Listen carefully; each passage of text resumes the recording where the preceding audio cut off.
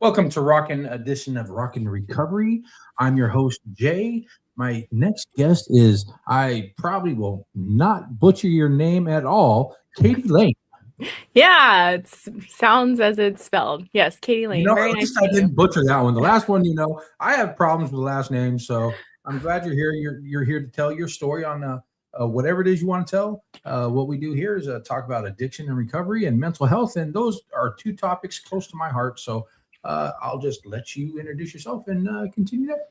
Yeah, well, thanks for having me, Jay.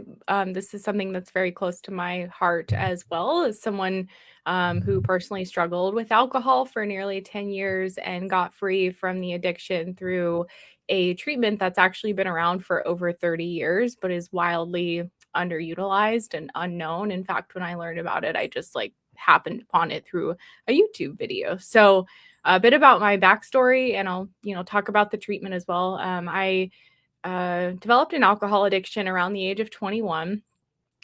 Before that, I'd been drinking and partying like a lot of kids do in the US. I even had a fake ID. I was going out to bars, buying alcohol, all the stuff. But I didn't develop a dependency to it during that time. It was more like partying and experimenting. And then I'd go weeks or months without drinking. Yes, I would binge and black out, but it wasn't this compulsion driving me necessarily. It was more like partying.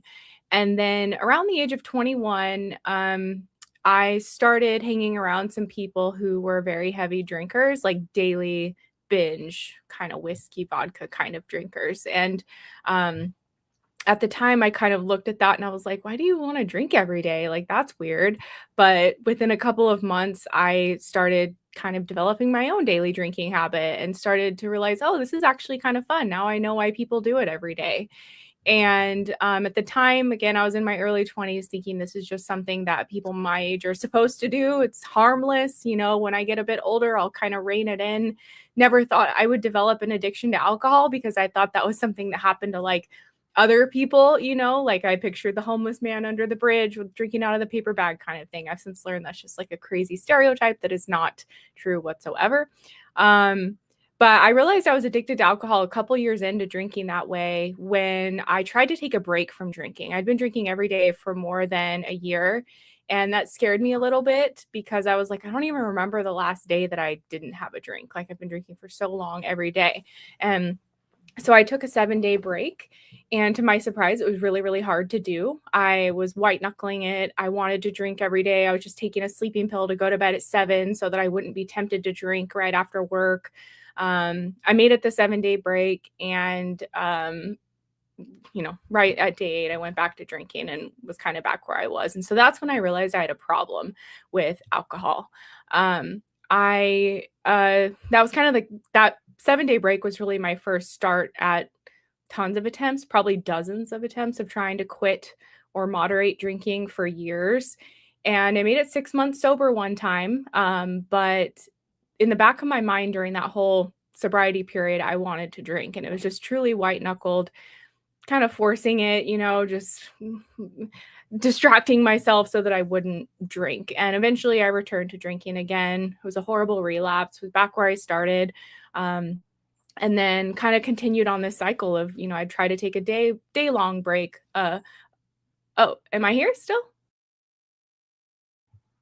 Oh, yeah, you're still here. I don't know what happened. Okay, cool. I have no idea what happened. Technical difficulties. Don't know what happened. Yeah, so I would try to take breaks from drinking, and they were always very forced and difficult, and I was never successful at them. I was definitely not a normal drinker. And then in 2017, one hungover day, I was like scouring the internet. I was always looking for alternative solutions. Like there's got to be something to heal people of alcohol addiction. It's the 21st century. There's got to be something. And that's when I stumbled on a treatment that just changed my life. The treatment's called the Sinclair method, and it's named after the researcher who discovered it, Dr. David Sinclair. And he discovered a couple of things. One thing he discovered is that there's a phenomenon known as the alcohol deprivation effect. And essentially what that showed in rat studies is that when they take rats that are addicted to alcohol and they take away the alcohol, what happens is their motivation for it increases, or their craving for it increases. And if and when the alcohol is reintroduced, they end up binging on it because they've been deprived of it. And the same thing has been shown with humans as well. For a lot of people, when we're addicted to alcohol and we quit drinking, what happens is we experience a sort of deprivation from it. Our brain does. And a lot of people will report that they're thinking about drinking all the time. They have a big craving for alcohol. And I believe that's one of the big reasons a lot of people struggle to stay sober is because they just want to drink. And so Dr. David Sinclair kind of discovered this phenomenon. And then with that, he discovered the treatment now known as the Sinclair method, which essentially works with your brain to help your brain unlearn alcohol addiction. And that's really something that I learned back then, and I've found to be even more true today, is that the brain is really the kind of root of an alcohol addiction. That's the core problem. We learn it in our brain, in the pleasure center in our brain. And with the Sinclair method protocol, what it does is it helps the brain unlearn the alcohol addiction. And it does that by taking a medication called naltrexone that's taken before drinking. And this medicine's been around for decades. It's generic, it's cheap, it's non-addictive, it's widely available. And this medicine is taken before drinking. So it's not an abstinence-based protocol, which I know can be controversial or is confusing for some people. But what I loved about it is that I tried abstinence and it didn't work for me long term. So thinking, oh my gosh, I can keep drinking but heal my brain. This is incredible. So following the protocol, the medication is taken before drinking. And over time, what happens is the medicine interrupts the reward pathway that usually drives the reward and compulsion to keep drinking. And over about 6, 12, 18 months, the brain unlearns the addiction because you're doing the behavior of drinking and you're not getting the same level of reward anymore. And when it's unlearned, kind of the simplest way to put it is the brain is put back to the place it was in before somebody ever had the alcohol addiction. So typically they're not thinking about drinking anymore. They're not craving alcohol. They can still drink if they want to, but usually when they do, they have one or two, they have control, they have an off switch, they become a normal drinker. So that's really like the 101 of the protocol. Yeah, and a bit about my story. So I'd love to answer any questions that you have. Absolutely. So early on in recovery, well, let's start off is why did you start drinking? Was it just to fit in? Was it just to feel good about yourself? Was there like residual trauma? Was it just a way to cope? Honestly, it was quite innocent. And I didn't I went through the DARE program, a lot of people know in school, to kind of keep kids off drugs and alcohol. Is your brain on drugs? Yeah. Yeah, exactly. So I remember that stuff, but I honestly didn't take it seriously how addictive alcohol was. I was kind of naive, just thinking, oh, this is a phase, I'm going to party, and then I'll easily kind of rein it in one day because I'd never had an addiction to anything at the age of 21. So when I started drinking, it wasn't to cope. It was more, yeah, to fit in, to have fun. Um, I started making fancy cocktails and stuff. It was cool to be able to buy alcohol at the store and have drinks. I was like, this is actually really fun. Like I'm now adulting. This is adult stuff. Yeah. exactly. Now I know why people like to drink. So it was fun initially, but because I became a daily drinker fairly quickly, it became something that I used for everything in life to celebrate, to cope, to obliterate my mind, So whatever the you were occasion. basically rewiring your brain to say, oh, when I feel bad, I'm going to go drink. When I feel good, I'm going to go drink. Oh, now and then your brain started to relate those feelings to the substance. Exactly. Yeah. So So everything was a trigger. Everything. Sunny day, cloudy day, a movie, anything and everything. I'd be like, oh, cool, let's drink. Like any free moment I had, I wanted to drink. I was even cool. drinking. I woke up. Let's drink. Yep. Yep. Yep. So when did you start really noticing that it was taking a toll on your life, and what made you want to turn around?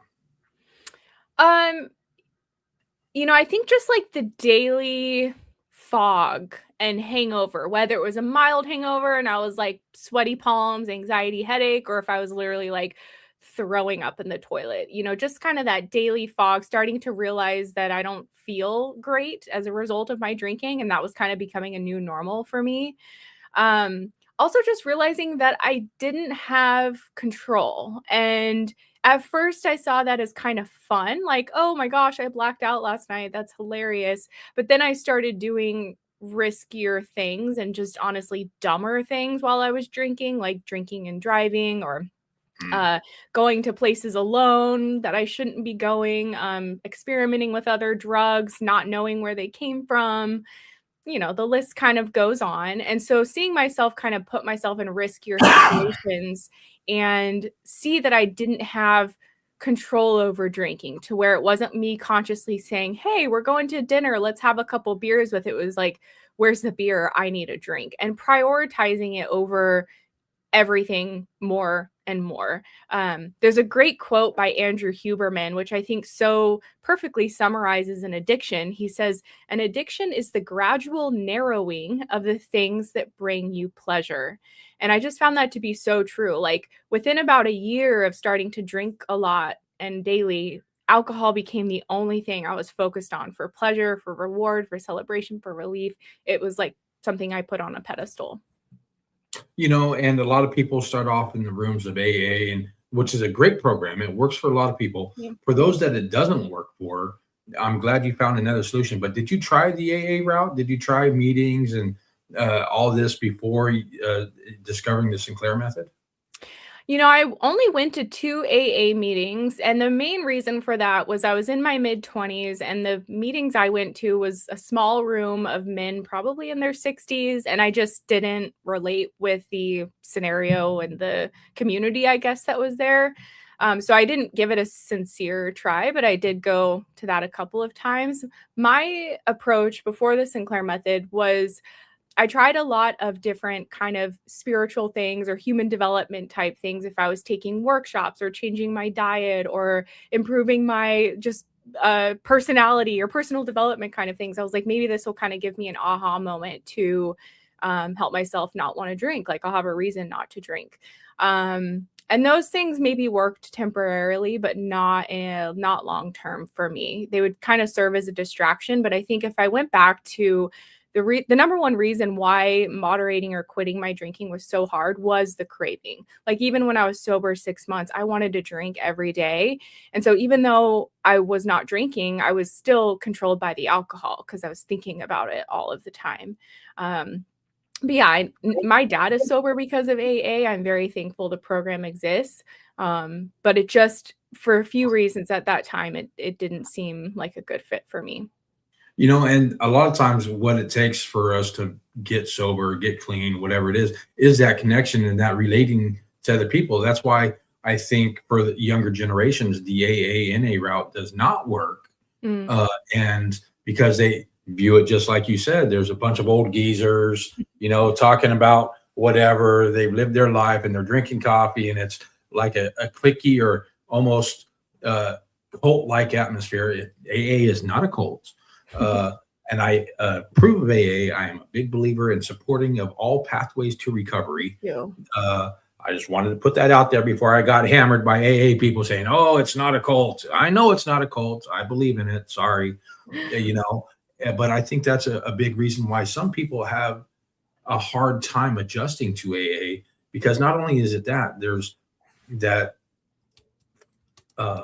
you go there to look good for something. If you got in trouble in courts, or if you got in trouble with something, you could go to AA and look good. You're not really trying to find anything. You're trying to look good. Or it was ordered, or, attend an AA meeting. You've got to go to AA meetings. And some of the policies and procedures are great they work. If you do the steps, they do work. And, so I'm glad you found the Sinclair method, yet I lost my train of thought. That's okay. I don't know where I was going to go with that. But along with that, the younger people need other ways. So what brought you into the discovery of, was it your own research? Did somebody recommend it? How did you find that? I found it by accident. So I was constantly searching, and to be honest, I would listen to people on like AA YouTube channels all the time. I would just like constantly have that content on, thinking like, I would hear these stories of people who got sober, and I was like, but how did you get sober? Like, it's very inspirational. But what I was hearing is like, they basically quit drinking and never went back. But I was like, something's missing in that, because like, how did you do that? Because for me, man, I kept going back to drinking again because the craving was there. I remember, before I learned about the Sinclair method, I was kind of surrendering to the fact that, I'm probably going to get cancer because I drink so much and die young. And I was like, well, if that's what happens, okay, because I loved to drink so much. Or, I mean, I don't even know that I loved it that much. It's that I was so addicted to it that the thought of never drinking again for the rest of my life seemed like a more terrible option than me like dying early because of drinking. So that was just like the insanity of the alcohol addicted brain. But I was always scouring the internet looking for inspiring content or just information about how people overcame alcohol addiction. And that's when I stumbled on a TEDx talk that is still on YouTube called How I Overcame Alcoholism by Claudia Christian, where she talks about her experience using this medication and this protocol that addresses alcohol addiction neurologically. And her story made so much sense to me. And I just knew after watching that I had to give it a try. At first, I was like, this seems too good to be true. But I was like so hopeful and so excited because I'd never heard of it before. And it just made sense. The basic science, her talk, she talked about her struggle with alcohol. I could just relate with everything. So that's how I learned about it. And then my next step then was to get the medication, which is the core component of this protocol. And to my surprise, even though it's been FDA approved for alcohol since 1994, it's not addictive, it's generic. It does require a prescription, but it's been around for over 30 years and proven to treat alcohol. I asked 5 doctors in my area for a prescription, even addiction specialists, and they wouldn't prescribe it to me. And I was like, what the heck is going on? Like, this seems like it could really help, but nobody will prescribe it. I can explain why I think that is, but long story short, I eventually found a doctor that specialized in the method and did prescribe me the medication in July of 2017, and the rest is history. It just changed my life over the course of 1 year, totally changed my life. Why do you think that, if there's this drug out there that's going to help you, this procedure that out there that's going to help you and help others, and it's proven to help, why do you think it was hidden for so long? Because I know naloxone, what'd you call it? Naltrexone? Naltrexone. Yeah, naltrexone. Naltrexone. I know others that have been on it, and it does work. Why do you think nowadays, I don't know, 2025, I think it's more widely prescribed for people that are searching for it? I don't know. I don't know. But why do you think it was so like undercover or hidden? And you're right. It is more accessible today, almost, 8 years later, more than 8 years later now, than it was in 2017. But even still today, I get emails, messages from people regularly. My doctor won't prescribe it to me. And I think a few reasons for that. There is this kind of just collective belief, I think, as a society and in the medical community, that abstinence is best and you should go to AA or rehab or some type of formal treatment program. So that kind of bias is number one. Number two is that a lot of general doctors who could totally prescribe the medication just aren't comfortable with it because they weren't trained in medical school for addiction medicine. And so they're just like, that's not my wheelhouse, like go somewhere else, or refer them out. Because naltrexone is generic, also, there's not any major pharmaceutical company or pharmaceutical reps, knocking down doctors' doors saying, hey, prescribe this to people for alcohol. There's no money to be made in it. So it kind of it didn't get any kind of recognition or anything, especially when it first came out and even still. And the other thing is when naltrexone first came out, there was this black box warning on it, which is kind of, when doctors are prescribing it, it's this like huge caution with this medication. This warning was around it causing liver damage. And this black box warning has since been removed because the information was incorrect. What the research shows with regards to naltrexone causing liver damage is that it could potentially happen in doses of 300 milligrams or more per day, but the dose that's used for alcohol typically is around 50 milligrams. So it's much lower, and it's about as safe, or my medical advisor in my program even said it's safer than taking a Tylenol for your liver. So there was this period of time where it had this like inaccurate warning on it, which again has since been removed. And so, but some people, pharmacists and doctors, still have this belief that naltrexone is dangerous for the liver, but people could go on Google right now and find that to not be true. And there's been so much research into it. So those are a few reasons why, that it's wildly underprescribed and underutilized. So I know we just talked about why you became an addict and when it started affecting your life. What was the comeback like for you? What the deciding factor, the deciding moment? I've had enough. I'm doing this. And when was that? And how did you come to that point? And you know, what made you decide that? Because I know earlier you were saying I don't want to not drink for the rest of my life. You Yeah. know, so what made you decide enough is enough? I know you said the brain fog and everything else, but you're still in that mindset of I want to drink, but Mhm. can you drink on that whatever you said? Naltrexone. Yeah. Yeah. Yeah. So it's interesting because I did believe before I learned about this treatment that, like, maybe if I hit a rock bottom moment, then it would motivate me enough to change. And in some ways, I was kind of praying for that. Like, okay, maybe if something bad enough happens, then I'll be Mhm. motivated to change. But what I found is that bad things would happen. Like, I wound up in the hospital with a bilateral pulmonary embolism, blood clots in my lungs. And it still Um, wasn't bad enough. Nope, and I thought I was in the hospital bed thinking, "This is it. This is the thing that's gonna cause me to quit drinking." I was in the hospital for several days, put on a medication that my doctor told me not to drink on, a blood thinner. I was like, "Okay, this is it. I'm gonna quit." 4 days after getting out of the hospital, I was back to drinking again, even though I wasn't supposed to. So I was, like, willing to sacrifice my, honestly, health and life to keep drinking. Almost got a DUI, again, just Mhm. so many rock bottom moments that I thought You they know, made it.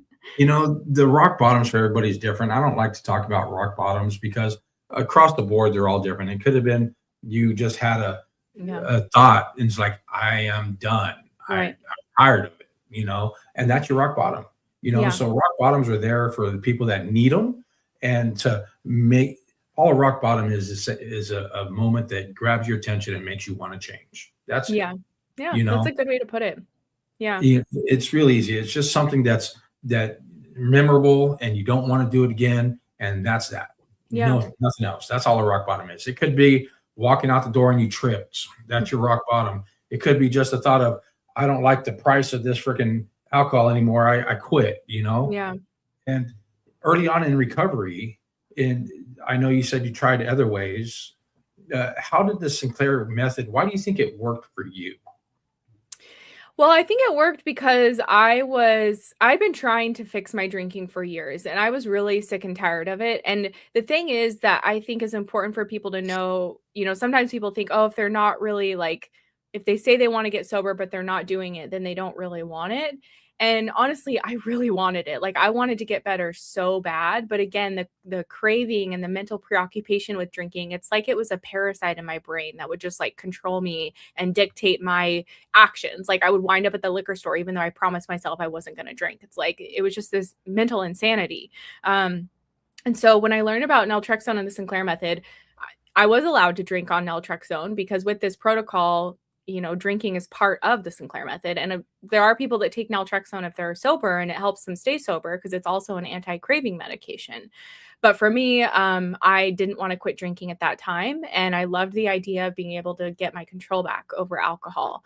And the method worked really, really well for me. It took time. Most people, it's not an overnight thing for most people. What it is more gradual reduction in drinking, gradual reduction in craving, and just generally seeing yourself get more control over alcohol and have less interest in alcohol, less of a desire or craving to drink. So I noticed a difference in the first week on the medication. I was a daily binge drinker, and within the first week, I had an alcohol-free day that was not totally white knuckled. It was a little uncomfortable, but I was like, I just don't really feel like drinking today. And that was shocking to me because I could never have alcohol-free days, like unless I was really, really sick or forcing it and feeling guilty because I've been drinking too much. And I would still want to drink that day. But the difference with this day was that I just didn't feel like drinking. Also, when I started naltrexone, I never blacked out again. I was still drinking quite a bit on the medication, but I didn't drink to the point of blacking out anymore, which was huge for me. And then over the course of a year that I was on the protocol, my drinking just gradually decreased, my cravings gradually decreased. And by about 8 or 9 months in, I was drinking about 1 or 2 drinks once or twice a month. And that was just all I wanted to drink. It was like, oh, it's Friday. I'm going to go out to dinner with my husband and have a glass of wine. And that would be it. I wouldn't want more. I wouldn't overdrink. And then I'd go weeks again without drinking. I know one of the other big drugs that was widely recommended was antabuse. I think that's what it was called. Mm-hmm. It would make you sick and whatever else. So you're saying this other one allowed you to drink and just cut back gradually? Mm-hmm. Yeah, it's not like antabuse, and a lot of people confuse it with that. Because antabuse, if you drink on it, you get really sick. That's kind of the purpose of that medication. But with naltrexone, it's perfectly fine for people to drink on the medication, and it actually works really well because you drink on naltrexone and you don't get the same level of reward from the alcohol. You can still get drunk. It can still be fun. I enjoy drinking on the medication just fine, but it wasn't as rewarding. It's kind of like if you're having a Coca-Cola, you have 1 or 2 and you're like, meh, I'm good. And that's what alcohol did for me over time. It was like, yeah, I don't want anymore. It gave me this off switch and satisfaction. So yeah, I drank on the medication for a year. And then eventually after a little more than a year on the protocol, I ended up going alcohol free totally, not by forcing it or just, that wasn't even my goal. I was like, oh, I want to be able to drink on occasion or on weekends. And that was my goal for the time I was on it. But I just got to a place where I tell people that I would forget to drink. Like it would be months and I'd be like, I haven't had a drink. I have no desire to drink. So I did end up quitting drinking completely in 2018 and I don't take naltrexone anymore. And I've been completely free from the addiction, free from craving, free from alcohol ever since. It's incredible. So early on in recovery, did you have triggers and how did you deal with those? No, the Sinclair method is different because when you have a trigger, you can drink. You can still drink. Yeah. So I guess you could say I did have triggers on the Yeah. Sinclair method and I was drinking, but nowadays, after a year on the protocol, what the end result of this treatment is something called pharmacological extinction of the addiction. So the addiction essentially gets extinguished or reversed from your brain. So I tell people that I feel like trigger proof and relapse proof now because I just don't have any desire to drink. It's like I don't smoke cigarettes. So if everyone around me is smoking, I'm not like, oh, I wish I could smoke right now. I was never addicted to cigarettes. So I feel like my brain is back in that place it was in, like as if I never got the addiction to alcohol. It's been reversed. So in the beginning, doing the treatment, there were triggers, and my response was to drink to them to help my brain unlearn the addiction and unlearn that trigger. The trigger would happen. It's 5 o'clock. Right. I want to drink. I drink. I don't get the same level of reward. So my brain learns, oh, it's not as rewarding. You do that over and over again. You're like, nah, I don't want to drink. So you basically were telling you the drug is telling your body it's not worth it anymore. Right. You're not getting the same pleasures, or it's not working the same. You're not forgetting anything. You don't need this to feel this way anymore. Guess what? Why are you doing it still? If you don't need it, you type thing. The brain loves to learn, and it's always changing. It's always learning. And so if we give it the right environment to learn or unlearn things, it's incredible how it changes. So yeah, my brain learned over time that, alcohol is not the reward it once was. And it was really cool to be somebody who could drink in moderation. Like I remember this time specifically. A normie. Yep. A normie. I would literally go to a restaurant. I'd have a glass of wine with dinner. I'd be like, oh yeah, I'll have another glass. That sounds good. And I would leave half of it there and like walk away and not finish it, like go home and pay the bill. And that was like something I always dreamed of. Like, what's with those people who can leave alcohol in the glass? That just seems impossible. And like alcohol abuse, damn it. Yeah. But I became that person where I was like, I can't finish it. It doesn't sound good. And so it was so cool to see that level of empowerment and control over alcohol again. Now, do you think, do you contribute any of that to like just the urge of self-control, or the willpower, or was it actually all the program and the protocol and the Sinclair method? What do you attribute it all to the Sinclair method? That's a really good question. It wasn't willpower. I will say that naltrexone, the way it worked, and I don't want to pretend like, oh, it's just the medication and that's it, because it Right. definitely required habit change and like mindful drinking. And like, I've been drinking every day for 10 years. Like, I've got to discover some other habits and hobbies and ways to cope. When I was stressed before, I always went to alcohol. So I did that for a while on the Sinclair method, but I was like, I don't want to lean on alcohol anymore. So I've got to figure other things out. So that incident in the restaurant was genuinely me just not having an interest in the alcohol. And I attribute that mostly to the medication and the Sinclair method kind of fixing my brain. But it's also, I noticed if I drank alcohol with food on this treatment, it was like the medication worked even better. It was like I would feel satisfied sooner. So noticing those things, I was sipping the alcohol, not chugging it like I used to. Yeah. So I would say it was not an act of willpower. Like, oh, okay, I have to stop. I'm going to put this down. It was me genuinely, like, if you get a big piece of cake and it's very Losing sweet. the urge. You just Yeah. You're like, losing the I've urge had to enough. even want. Yeah. Yeah. I'm That's satisfied. that's amazing, because I know a lot of people struggle with those urges are what keep them in addiction, keep them going back, keep maybe even relapse. Did you have any relapse? Have you relapsed? Well, I guess you really can't, because you're allowed to. This is, yeah, it's new to me, so I'm Yeah. I'm learning. I'm learning as everybody else is learning that hasn't been on it. So it's like, did you relapse? Of course I relapsed. I still drink. Yeah. But Yeah. it really wasn't a relapse, because you weren't drinking, you weren't getting the same effects. Yeah, it's kind of like this method. The only way people will quote unquote relapse is if they drink again without the medication. So I was drinking on the protocol for a year. That was part of the treatment. And if I wanted to drink tonight, I can. I would just take naltrexone beforehand. It would protect my Ah, brain. And I'd probably have a drink and be like, okay, that's all I want. If I were to drink without naltrexone, I would consider that, a relapse, because the brain has unlearned the alcohol addiction, but it can relearn it over a couple of right. months. So that's where Ooh, that's where they it's can that whole relapse. dangerous thing. It's like, ooh, I remember how this feels. Y- Right. And Okay. and for most people, it doesn't happen instantly. If they've been on the medication for a while, it takes a month or two. But if I were to ever drink again, when I might drink again, I don't know. I would just take naltrexone beforehand, because I don't ever want to go back to where I was. How hard was it to get through the COVID era? Because that was right in the height of your recovery, basically. How'd you manage that? Well, I don't actually, know why. so I don't know why I'm asking these questions, because it doesn't really apply. Because I mean, it does, but it doesn't.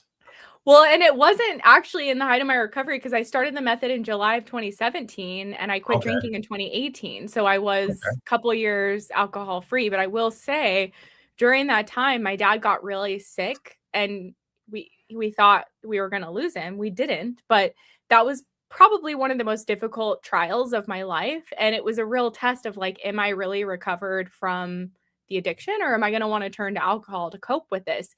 And it was amazing to see. I literally had zero trigger or interest in drinking. I was just like, that doesn't even appeal to me. No way. I'm not going to do it. When, like in the past, drinking to cope was like my favorite excuse to drink. Like, oh, let's go get a couple of bottles of whiskey, go Oh, through some I'm bars. in a bad mood. Maybe this will cheer me up Mm-hmm. or help me forget. Help me forget, obliterate the brain. Yeah. And So, I like to say, addiction, or any type of substance use disorder, substance use addiction, is just a side effect of whatever we cope with. mm, So uh, yeah. congratulations on you for being that sober for this long already and not having the urge anymore. I'm glad the Sinclair method works. Like I said, I've never heard of it, and I've heard a lot of them here lately.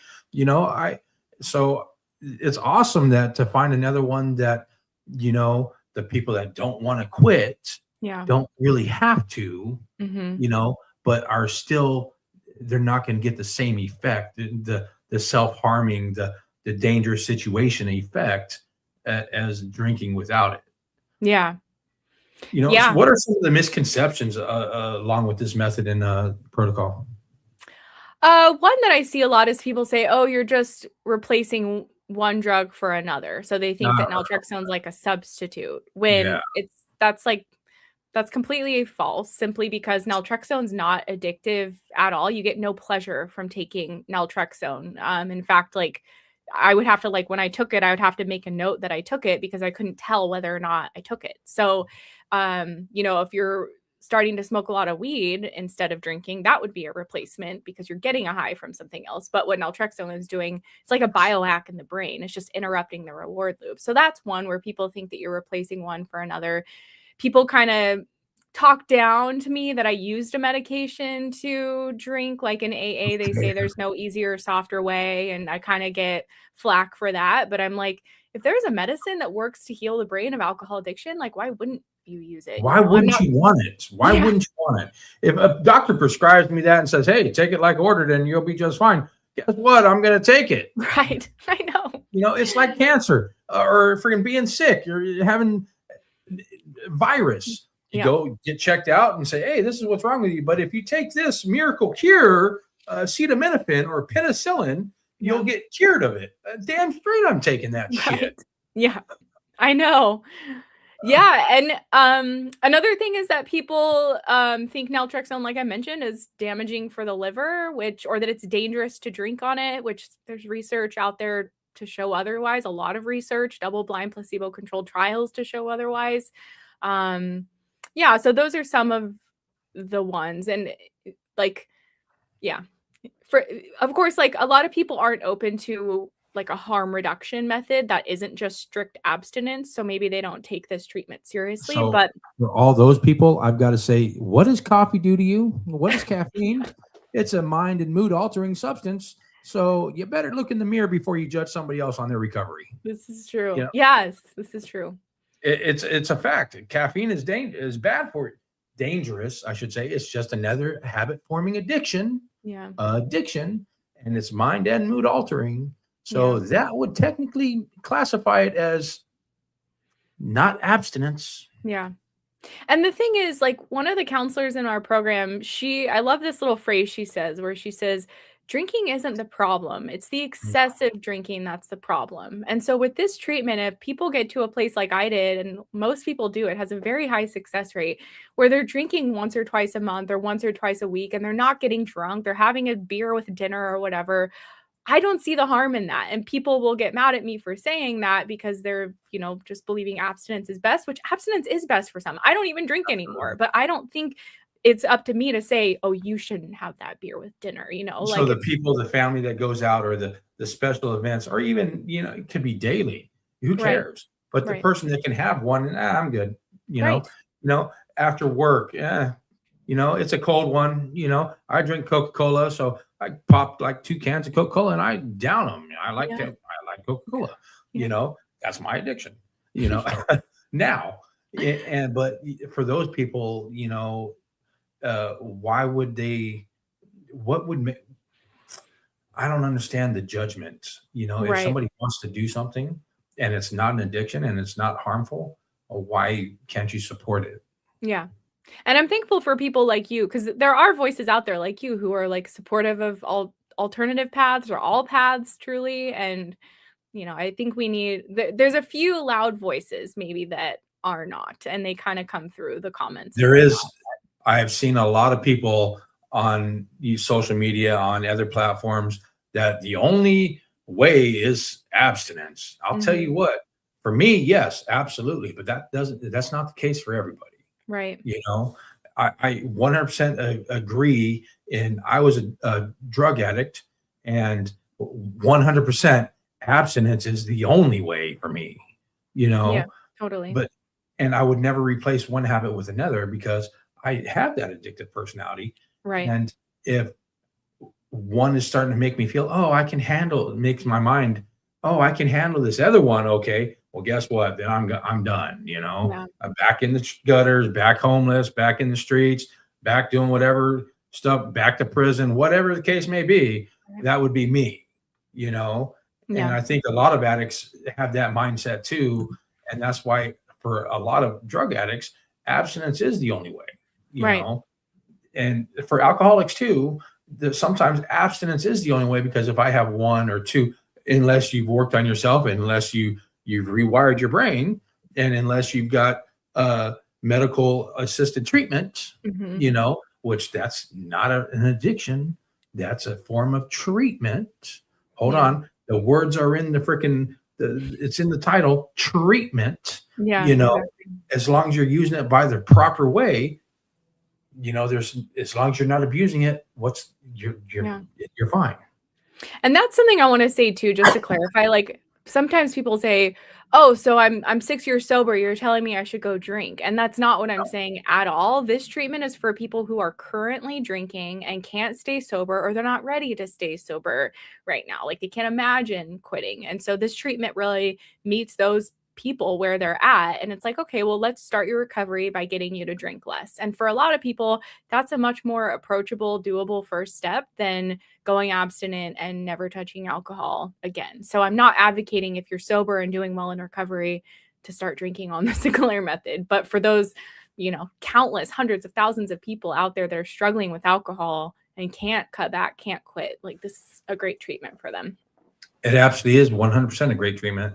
And I'm glad that there's more. I'm glad I'm learning something today, because you know what? I can recommend it to people if they're just not ready to put it down now. Right. It's like, hey, why don't you check this out? Here's some, why don't you check this person out? Why don't you look into this?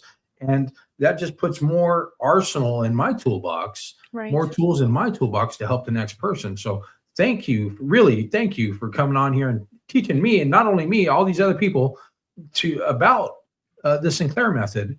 And what are some of the other topics that you would like to discuss about the Sinclair method that we haven't already touched on? I would just encourage people to do your research into the treatment. Don't just take my word for it. All I am is I'm a mouthpiece for this treatment that existed basically, it started when I was a child in the 90s. And it's been researched for decades, and it continues to be researched, and more it's getting more media attention about naltrexone and the Sinclair method. There's more books coming out about it. There's articles, so people can look into it, for themselves or for a loved one. And I think when people can understand the basic neuroscience of how the brain develops an addiction to alcohol and how this treatment helps to reverse it, essentially, just a simple way to describe it, it makes sense. And that's what a lot of people say. Like once they understood the basic protocol and how it works, they're like, yeah, it just makes sense. And they have a lot of hope around it. Also what's really incredible about this treatment is that you can do it from home. You don't have to tell anyone you're doing it. You don't have to interrupt your life and go away to a rehab. I was just talking to someone the other day. They're like, I'm the provider for my family. I have 2 kids. I can't go to rehab. Plus it's, the rehab bill, it can be huge. And because naltrexone is generic, it's pretty darn cheap, especially compared to how much we're spending on alcohol. So for people to know that like this treatment truly meets you where you're at, it can be done from home. I've worked with people who didn't tell anyone in their lives that they were doing this because their drinking had become like a secret problem, and it wasn't destroying their lives to where everyone knew about it, but drinking a couple of bottles of wine a night and feeling a lot of shame around it. So you can decide who you want to, talk to about your recovery, if you want to tell anyone or if not, or at what point you want to tell people.